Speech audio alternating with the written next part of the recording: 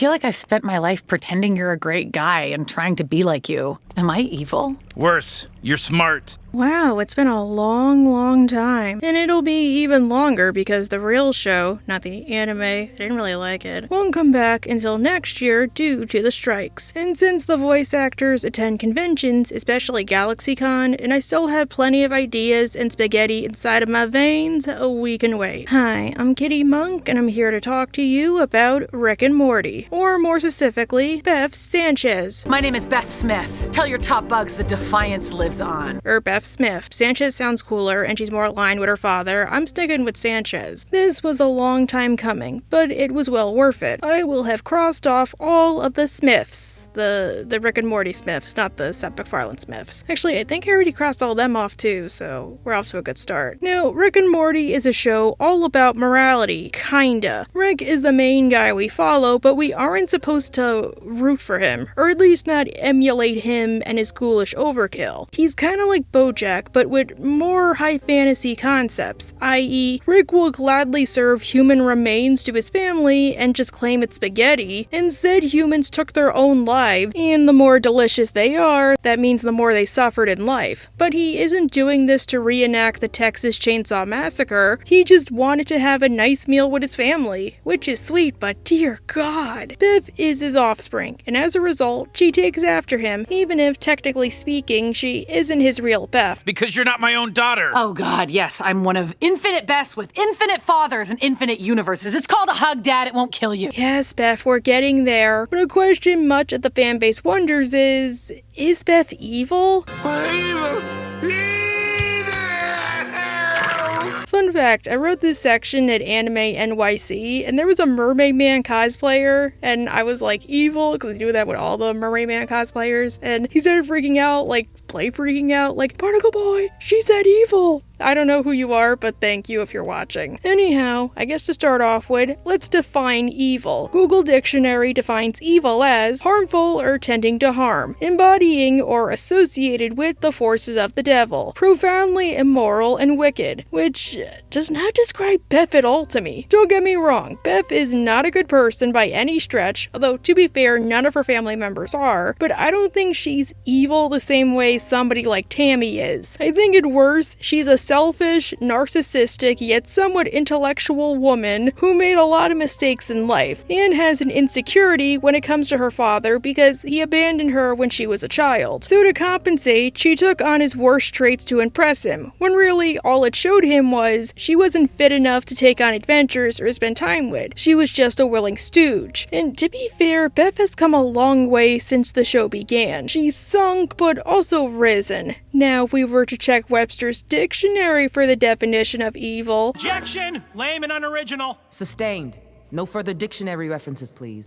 Fine then. So, let's discuss. But first, let's start with Beth's backstory, because I think it informs a lot of her actions, while not exactly excusing them. Our Beth, let's say the Beth from the replacement dimension, because she's the one who gets the most focus, is Rick's daughter, Jerry. She had options. Now, our Rick lost his Diane and Beth when Beth was a child, because Rick Prime blew them both up with a bomb, since he chose to be a family guy rather than a science guy. Good for him. I hear Bill Nye is like a jerk. As for our Beth, it's implied her father joined the Citadel and just hung out there, because I don't think he's one of the Ricks that Rick C-137 killed when trying to track down Rick Prime. Again, we don't know the full story, although my money is on he just joined the Citadel, and then when he got bored with it, he just came back, considering Rick Potion 9. All we know is Beth grew up without a father, especially considering this line here at Bird Person's wedding.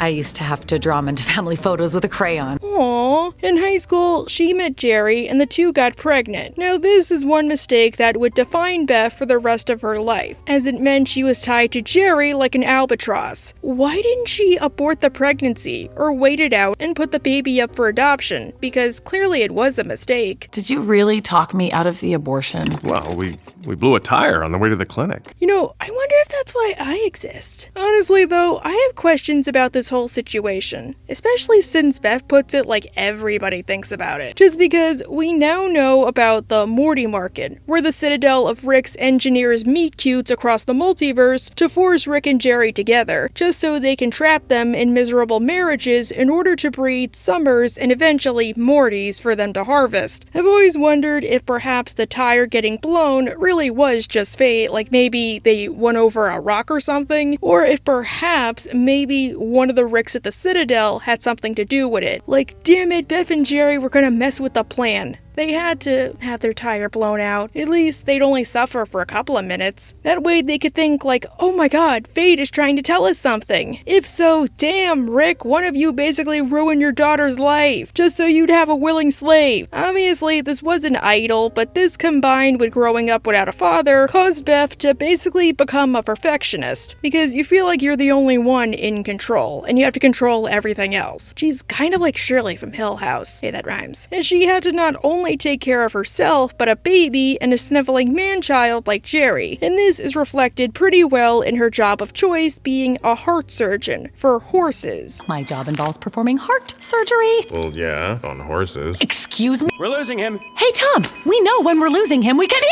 the beeps! In a way, yeah, Beth does like horses so I can get the job, but you also get to control the fate of another living being. And I don't care what the show says, it's infinitely harder to become a vet than a normal doctor, and a specialist at that. You should respect them. Eventually, Rick C-137 took residence with Beth Prime on the off chance that her Rick would come back, which obviously never happened, and he's been pretending to be Rick Prime ever since. Now, believe it or not, Beth wasn't always quote-unquote evil, or at least unlikable. In the pilot, for example, she did very much care about her son and disagreed with her father's methods. Dad, how could you make my son miss an entire semester of school? I mean, it's not like he's a hot girl. He can't just bail on his life and set up shop in someone else's. You really had to phrase it like that. But despite this, Beth also cared about her father. She wasn't excusing his antics, but as soon as he flattered her with a little affection, she's basically putty in his hands. This was a good breakfast, Beth. You really made the crap out of those eggs. I wish your mother was here to eat them. Oh, Dad. What? And damn, Rick, you're not supposed to say this that early on. Do you want me to get Uncle Slow? Oh wait, I can't. Jerry, of course, doesn't approve of Rick, and he tries to convince Beth to throw him out, especially since Morty keeps sleeping at the breakfast table and during class because he's kept up all night by Rick. Attended this school for a total of 7 hours over the last 2 months. Why didn't you notify us? I done been notifying you. Have you not been getting the messages? I've been leaving with Morty's grandfather. She doesn't want to listen until she learns from Principal Lady Part that Rick has been making Morty continually miss school in order to help him with his science. Wait, not just miss school, missed like a whole semester. It's not like he took him out during lunch and brought him back with some McDonald's. And even that she isn't totally sold on until she sees it in action. Oh, look, honey, it's our son. Oh, hi, Jerry. Oh my goodness, Morty! What are you doing out of class? But what's a cool detail is how she tries to get Rick to leave. She's firm, but she could easily rant at him or be like, Dad, you need to get out of here right now. My life was better off without you. Or something to that effect, or why did I ever trust you? Like, honestly, she'd be well within her rights. Look at what Rick did since he's moved in with her. She even found accommodations for him with Jerry, intending to send him to a nursing home. We're moving you to a nursing home. A nursing home? What are you nuts? I'm a genius. I build robots for fun. Well, now you can build baskets. Aw, those are so much fun and totally not horrible at all. I mean, I knew my great-great-grandma, no joke. Really, no joke. She stayed at one across the street from a Wendy's, and I'm sure her sundowning old self appreciated that. However, Beth and Jerry don't have clean hands in this conflict either. Sure, in this episode, in Close Encounters, we find out that Morty is apparently stupid, or that he's got a learning disability. I don't know. I think it's like early installment to be fair. But yeah, they make a big deal that Rick uses Morty's brainwaves to camouflage himself because he's that stupid. Like, it works in opposite polarities, I think. He's got some kind of disability or something. I do? Well, the doy, son. But you kinda have to wonder if Morty is just an average kid who doesn't test well, like I was, or like most kids, or if he just wasn't book smart, like, again, a lot of people are, or just too sheltered, or maybe he just needed a little extra help, or he needed to apply himself more. Like, only Jerry is the one who tells him, like, Morty, you need to work twice as hard. We both know you're not as fast as the other kids, and if you want to compete in this world, you gotta work twice as hard. Just considering how he changes under Rick. And again, I'm sorry about this little tangent, but I always thought Morty was secretly like how he is in the later seasons, and it only took Rick coming back into his life to bring out that side of him. Now, a problem with the show that many people have is the Bev and Jerry fights, where their subplots will basically be them whining about their marriage, promising to improve, and going back to square one in the next episode. It's kind of like the only way Rick and Morty keeps up the trend of being an adult cartoon. Even Rick says it. Jesus Christ! Will you fix your marriage or get a divorce already? But early on, they seemed to be an average couple. Really, it wasn't until the episode Meeseeks and Destroy that Beth became quote-unquote evil, I guess, and her and Jerry started fighting for reals. Obviously, it's because the writers decided that Beth being evil was her character trait going forward, since obviously writers don't plan out every detail by the pilot. I even threw out early installment weirdness, like Rick's voice in the pilot is remarkably different. I mean, it's not a place for smart people, Jerry. I know that's not a popular opinion. That's my 2 cents on the issue. But there's also in-universe reasons. Beth's request to Mr. Meeseeks was to be a more complete woman, which basically meant she got to drink wine and talked about her regrets, i.e. feeling like being a teenage wife and mother made her lose her individuality. And Mr. Meeseeks helped her by basically telling her to cut the cord, and then cut their throats, metaphorically of course. Even if it means setting them free! You're saying I should leave Jerry. I can't believe I'm finally having this conversation. Even if it's a one-off gag, we do see throughout the episode that Beth took his advice and was more open to talking down to Jerry, not unlike she would eventually do. I'm going out. Wait, what? Well, you're busy. I'm hungry. I thought I'd go out. Do you want me to be happy or do you want me to be in prison? Whoa, where in the hell is... Or implying she'd be willing to travel the globe without him because he's holding her back. The two do end up reconciling, but from this point forward, it's like Mr. Meeseeks never left, because we get unhappy Beth and Jerry, and it was Rick and his sci-fi shenanigans who brought that out, because he just didn't want to, like, open up a pickle jar. Especially considering how, in Rick Potion 9, Rick and Morty being gone actually made the Smiths infinitely better as a family, even if they were living in a sci-fi wasteland. You ever wonder what happened to Rick and Morty? Sometimes. But I'm ashamed to admit, now that they're gone, I'm finally happy. In Raising Gazorpazorp, we see how much the pair disagree with something as simple as parenting and how their kids turned out. Beth thinks, for example, if a baby cries, you just put it down and let it cry itself out, which I disagree with. Babies don't know how to communicate besides crying, and I don't think they're crying for attention. They obviously need something, they just don't know how to say it. While Jerry thinks, I don't agree with this either, you effectively smother it with attention. I think just pay normal attention to it. To strip her attention because she was denied it. Stop filling it with your own insecurity. You're gonna turn it into more of you. Well, in Rick's D Minutes, we discover that regardless of which universe they'd be in, they would be unhappy and unfulfilled, because even if they got their dreams, they would still feel like a longing for each other. So we didn't do the kids any favors. So we should stay together for each other and ourselves. Or... Whereas if they just didn't have the abortion, they would still just be miserable and minute, which actually is kind of existential. Like, you're doomed. Really, the whole kiss at the end is kind of tragic. We do see they love and would do anything for each other, like in A Rickle for Time when Jerry arranges for Beth to help with the deer, but Beth being unhappy is such a huge milestone, and part of that is driven by her personality. Like I said above, Beth is basically Rick with boobs, but much more unaware or and caring about her flaws than somebody like Summer, as Summer does know she can be a lot like her grandpa, but she accepts it, and for the most part, she works on herself. Bev knows deep down, and she doesn't care because at least her father will be in her life, or so she thinks. She gets what she wants, and better yet, she gets to indulge herself with her father giving her little minute affection, such as making it clear how much she doesn't like something with an acidic word, because she figures Rick would probably do that, like making Jerry hang out with the maid on their honeymoon, rather than pretend to like it for his sake or at least compromising. And like Rick, she refuses to take the easy way out or admit that she's wrong, like she did with the deer. This is very obvious with the situation involving Blim Blam, the gagoo that Rick kept hidden from her in the basement. She thinks the best of her father and refuses to think that Rick has him tied up for some nefarious scheme like stealing his organs. Instead, she argues he's trying to help the universe or something, even if she knows Rick, and all signs don't really point to altruism. It's a monster. He might have it chained up so that it doesn't eat the planet. Right, because your father's such an altruist? I once saw him briefly forget the word for human. He's like Alistair, altruist. And this leads into a massive fight with Jerry. But as Blim Blam eventually breaks it to them, he's chained up there because of a mix of both of their reasonings. Rick did chain him up to cure him, as he has what amounts to space AIDS, but it wasn't for the greater good, it was just to patent and sell a cure. But it wasn't to help the sick, it was literally to make money. Oh my god, what if Rick is the one behind Ozempic? You both hate yourselves and each other! And the idea that it has anything to do with Rick is laughable. And when Rick comes home, she puts her foot down and this happens. Okay. Okay?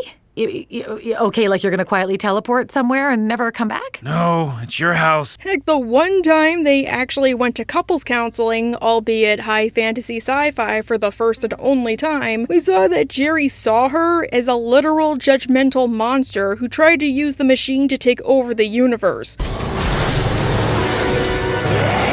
Interesting. What the hell is that? Take that back! You do not think that about me! I didn't do anything. Well, she saw Jerry as nothing but a self-serving worm, and their imagined selves eventually became codependent, which wasn't supposed to happen, as they enabled each other's worst qualities, even destroying the complex in the process. You should never, ever have gotten together, and I do not understand how or why you would ever stay together.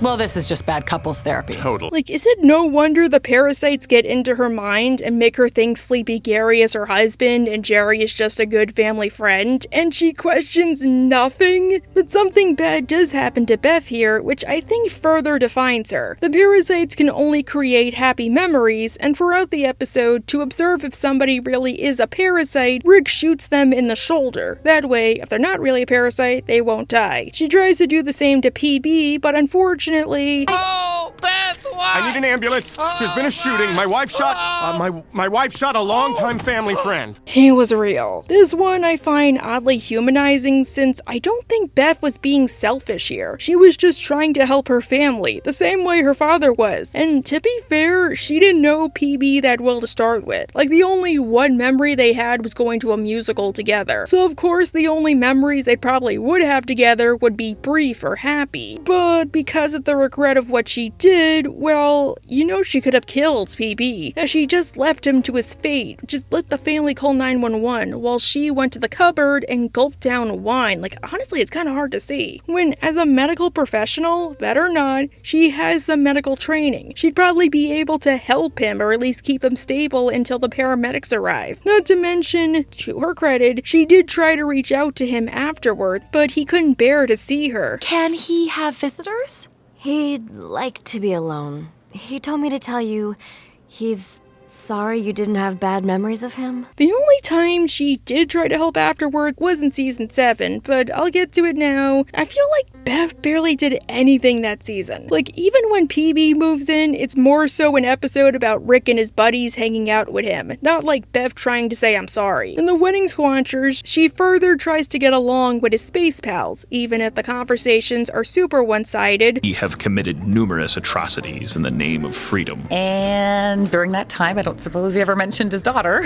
Are those baby Keishas? Nightcrawler pate. But Rick's past catches up with him as the Galactic Federation goes after after Rick at Bird Person's wedding, and Rick says they can never go back to Earth, both because the Federation is taking over, and because if they track down the Smiths, they will probably torture them, regardless of whether or not they really know where Rick is. So they try to hide out on Tiny Planet, but this leads to further discord, like are they really gonna stay there forever looking like that? And the family starts to seriously debate the idea of turning Rick in. Beth is against it. No matter how much it destroys our children's futures, we're gonna do whatever Rick wants, whenever he wants. Yes! Why? Because I don't want him to leave again, you dumb asshole! Oh, Beth, oh. So Rick chooses to turn himself into the Galactic Federation by making it seem like Jerry did it. And when they get to Earth, while the Federation occupies it and they're basically slaves, life seems to be better for nobody but Jerry because he finally has a job. Federation taking over Earth? Best thing that's ever happened to this family. I just got my 6th promotion this week and I still don't know what I do. Who cares how high they promote you? Everyone just gets paid in pills. Biff is unhappy, and for the first time since the pilot, as Rick Potion 9 doesn't count with this Beth, she honestly considers Rick a failure, since while it's still kinda justified, it still connects back to her. Don't make my mistake, Summer.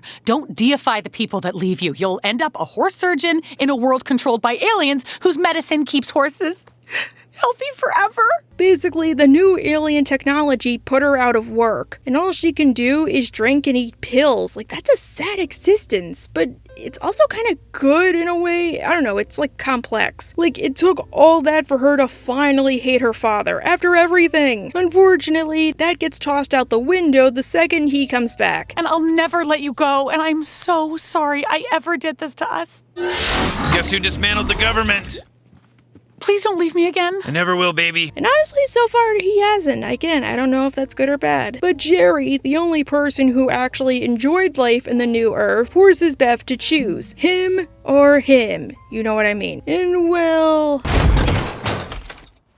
Jerry's going to spend some time divorced. Oh dear God. And so begins the divorce arc, which is where Beth finally becomes a better person and proves my point that Beth isn't truly evil, per se. She's more so a chick with daddy issues. Really, I don't mind season 3 for this exact reason. Maybe it's because it was the season I started with, but to be fair, my favorite episode in that season does not concern the divorce because it's the toxin episode. And this season being serialized totally has nothing to do with Dan Harmon writing about his divorce, as we writers totally never take from our lives, and Dan Harmon and Justin Roiland clearly never fought one bit at all because the Morty Churian candidate was clearly meant to be the season finale. Speaking of, this bit is going on for like way too long, I'm sorry, that was all a joke. No, I'm one of those people who believes that divorce is super healthy, as it's two people admitting what they had did not work and they'll be happier off for it if they aren't together. I mean, did you not watch Mrs. Doubtfire? You should never stay with somebody for the sake of the children. That's unfair to all of you. Like, that's not love. That's a hostage situation. And whatever happens to the both of you, it's not the kid's fault. You need to recognize their innocent parties and they need to be loved. But Beth forgets this. She gets the house and the kids, and Jerry only gets them every other weekend. Like, I get it. Maybe the court knew this would be too big of a change for Morty and Summer, and to be fair, Jerry is still unemployed. Regardless of gender,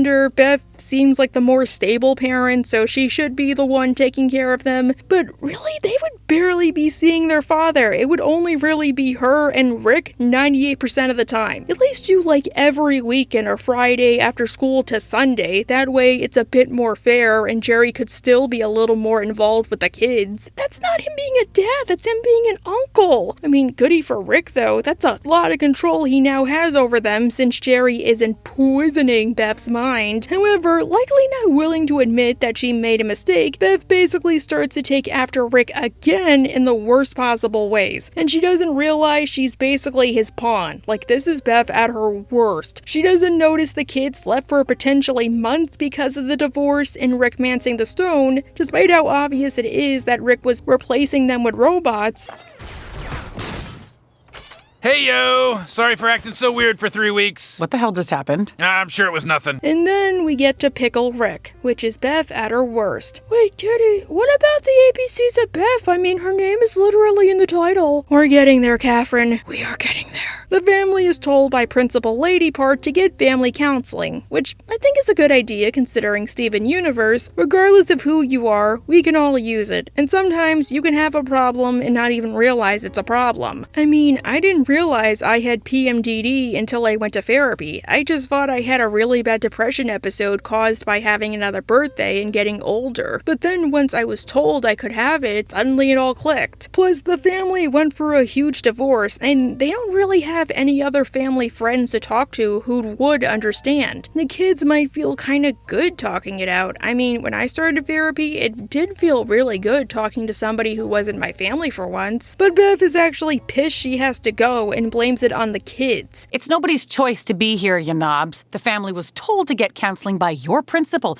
even though it's not the family that was huffing pottery glaze in the art room. Yeah, no wonder people call therapy bad parent tax. Who calls it that? I don't know, I heard some people do. But it's so bad here. He's a scientist. Like, legit. Like, on an intergalactic sci-fi level. His work is very... He turned himself into a pickle. Morty, Mom's talking. No, I think a main reason people hate Beth this season is because in this episode in specific, she's oddly a bit more realistically abusive. Like, that is emotional abuse right there. Normally, Beth is verbal about her feelings, but damn, she'd probably just say in any other circumstance something like, this is stupid, and leave it at that. Until the therapist obviously starts prying. Jerry, being an insecure worm, I guess we do see in real life, but it's all too common in cartoons. For there to be a crazy mom who basically takes care of everything and an idiot father. But for me, I think kinda like Piggy Hill, we all had a Beth or know of a Beth, and that's why so many people find her evil, because we have our own bad life experiences we can imprint on this character. Strangely, I was raised by both a Piggy and a Beth. Imagine that. Before therapy, Rick tries to get out of it by turning himself into a pickle. I'm Pickle Rick! Yes, I know, Rick. I read the title. God. Since this is Rick, and as Dr. Wong realizes he hates taking the easy way out, instead of just lying and saying, oh, I gotta work on a project off planet, or hiding in a bush, or just saying he plain doesn't want to go or something, he turns himself into a pickle and tries to make it look like an accident. But Beth makes sure he can't just go hide by stealing the syringe he intended to use to cure himself shortly after. The therapy appointment quickly turns into Grandpa is as toxic as the elephant's foot at Chernobyl, which Beth refuses to admit to no matter how much Dr. Wong tells her she really should. Just because then it means admitting that Rick is ruining her life and has ruined her kids' lives, even insulting her children in the process.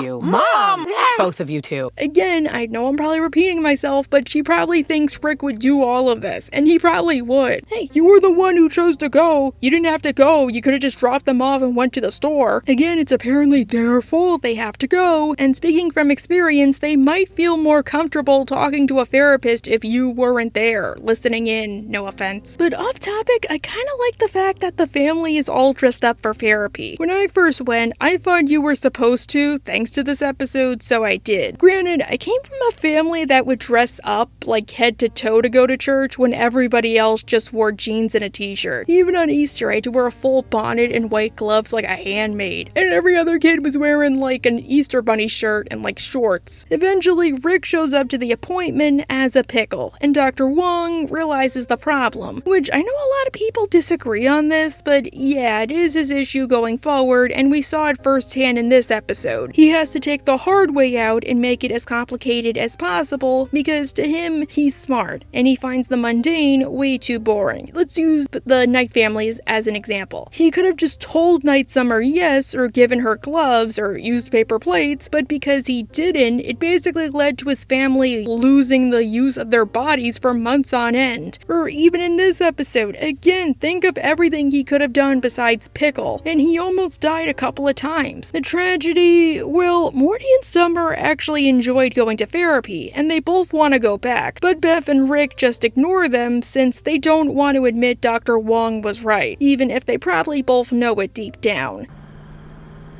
Are we gonna go back? I mean, you guys are probably never going back, but your grandpa and parents do end up going back to Dr. Wong in future episodes, and they're better off for it. Hypocrites. To add insult to injury, Beth and Jerry plan to drop the kids off at home and go get a drink, rather than just go together as a family. Like, you can't just go out to like TGI Fridays or something. What? I like to reward myself after therapy. This continues into the whirly-durly conspiracy, where we start to see the start of Beth's character development. She ignores Summer when she's emotional about her self-image. I don't think that's something that matters. So I'm not hot? I'm saying the part of you that cares about that is a part you shouldn't give any energy to. You can't just spare a kind word? Really, you're that cheap, Beth? What are you gonna do, sell Summer for 62 cents? Like, I get it, you're honest, and I guess in a way, you are kinda right, it doesn't matter, but Summer is outright crying and everything. But some background, because it will be important later, the reason Summer is crying is her boyfriend Ethan dumped her for another girl, all in the name of chest size. Oh no, Summer can actually go to the mall and buy a bikini or jog without having to hold her boobs, poor girl. Although considering how Summer disappeared for months on end to marry a warlord, and she takes after Rick, and she also tried to date Toby back in season 2, I wouldn't be surprised if Ethan broke up with her because she was basically treating him the same way Beth would treat Jerry. Like, he isn't a priority and he doesn't matter. But because Summer is Rick's heir and not Beth, and it's a huge point this season that Rick's behavior is rubbing off on the rest of the family in a horrible way, perhaps she rationalized it as having to do with her appearance. Still, for all intents and purposes, it's a headcanon, but I wouldn't be surprised if they revealed this like in the new season. Because of this, she uses one of Rick's machines to give herself a bigger chest, but in the process, she turns herself into a giant. As Morty says, they really have no clue what the hell they're doing, and it's best to just call Rick.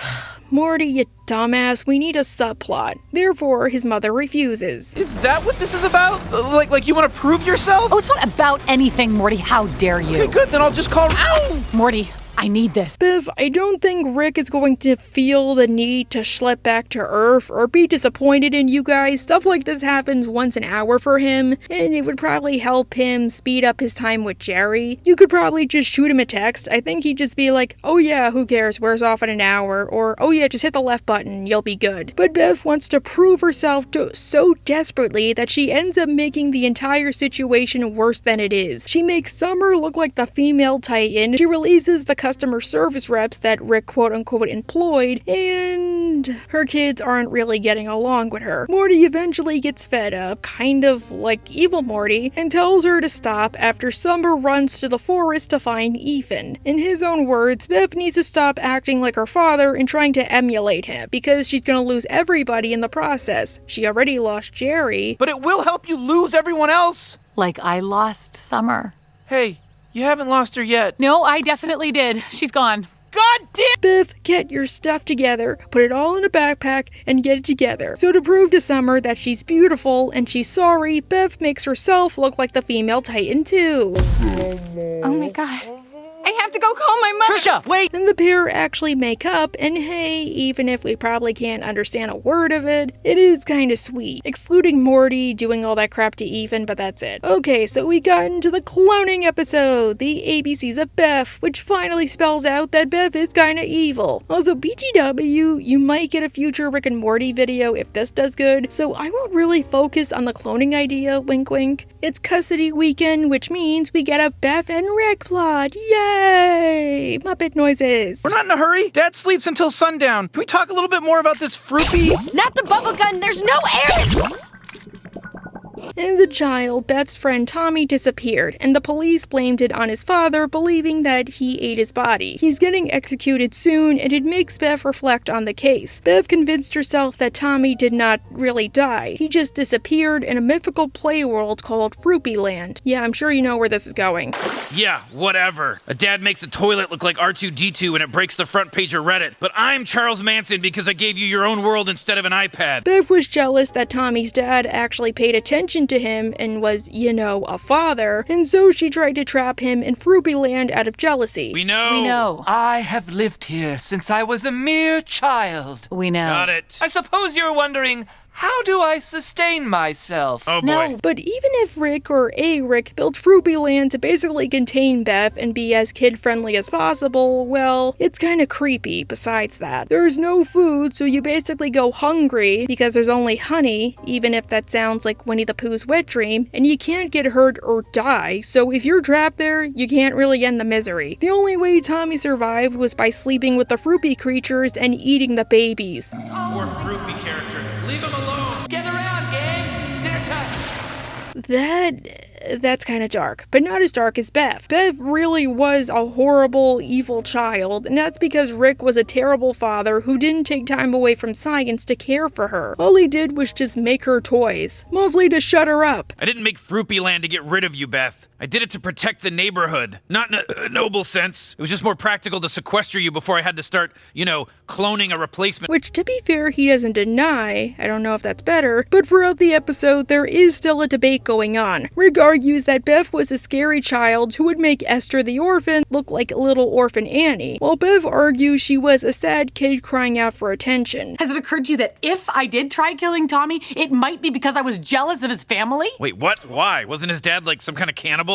Seems like it must be hereditary. And while I don't think Beth is evil, I always like to be in the middle, because I feel like both parties can kinda be right. As in, she likely had a lot of emotions, and she wanted her father's attention, so that drove her to do bad things. But Rick could have nipped it in the bud, or her Rick could have done that, if he didn't make all those toys. Like, he just didn't care to notice. But Beth refuses to believe she had any hand in this. I am not a bad person. I'm gonna go back in there, I'm getting Tommy, and I'm fixing this. Beth, normally good people don't have to say they're good people, I hate to break it to you. And Mrs. Mayberry, same deal. And with Tommy being screwed up, yeah, it's way worse than that. Like, look at what he looks like. Look at him. Look. No, you don't understand. Your dad, people think your dad ate you. So? You doy-oy? People should eat people. Just leave me alone! Also, I like the detail he kinda has a pot belly, because the only food he's really been eating is meat, like probably fatty meat, for 20 plus years, and honey, so obviously it's not a very good diet. Bev tries to tell him that he needs to go home, but he decides his home isn't Fruityland. Honestly, who really is gonna believe him? Besides, he doesn't need to go see his father, he needs to go to a frickin' mental ward. Imagine how much therapy he's gonna need. Still, he at least demands an apology. I've been in Fruityland for quite a while. Have apologies changed? Tommy, I'm sorry you think you deserve an apology. I've used that line a few times, thank you, Beth. Beth realizes that, yeah, Rick has a point. She might be evil. Might be, only might. And kinda like Satan, she decides, all good to me is lost, evil be thou my good. By thee at least divided empire would heaven's king I hold. By thee and more than perhaps will reign. Side note, they really need to adapt Paradise Lost. As Tommy orders his descendants to attack Beth, and Beth savagely kills them. Like, I know it's in the name of self-defense, but she could have just, run away and made a portal home. Wow, she really is like her dad. And while we never find out Tommy's fate, although I don't think it was pretty, although I do think he's, alive but in, eternal agony, he was gracious enough to give Beth his finger. Yeah, he didn't want to come back, so, he gave me this. He gave you his finger. Yes, he did. How gracious. The pair decide they'll exonerate Tommy's father by cloning Tommy and having him say he just disappeared, which works even if honestly I would like a sequel episode to this. Afterwards, Beth has a crisis. Is she evil? Is she fixable? Rick has an idea. She isn't evil, she's just too smart for her own good. When you know nothing matters, the universe is yours. And I've never met a universe that was into it.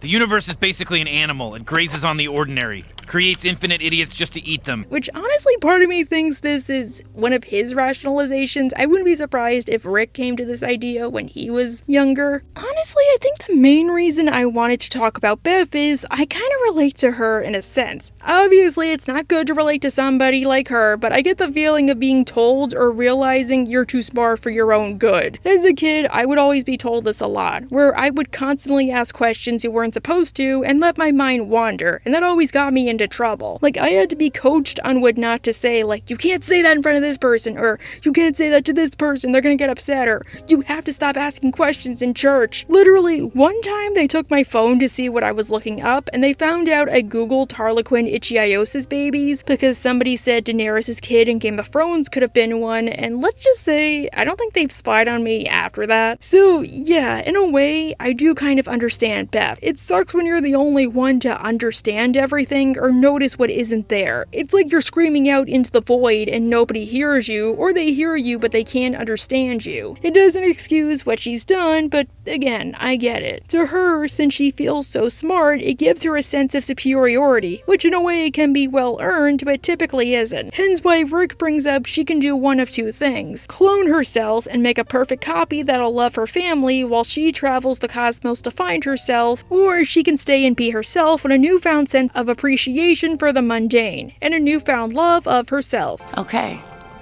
I know what I want to do.